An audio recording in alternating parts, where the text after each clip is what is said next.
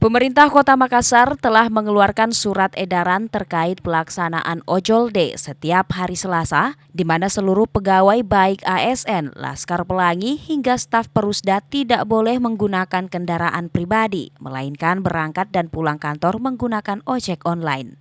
Bukan hanya pegawai, namun pejabat pemerintahan seperti kepala dinas, kepala badan, kepala bagian, sekda, bahkan Wali Kota Makassar pun ikut menggunakan ojek online menuju ke kantor Balai Kota Makassar.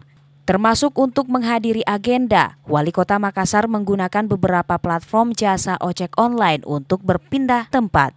Cepat.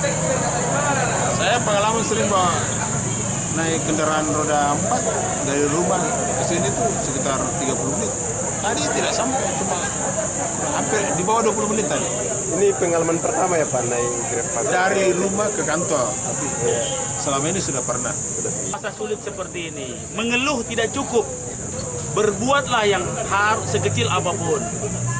Yang pertama, inflasi di sektor energi tentunya ini adalah global effect.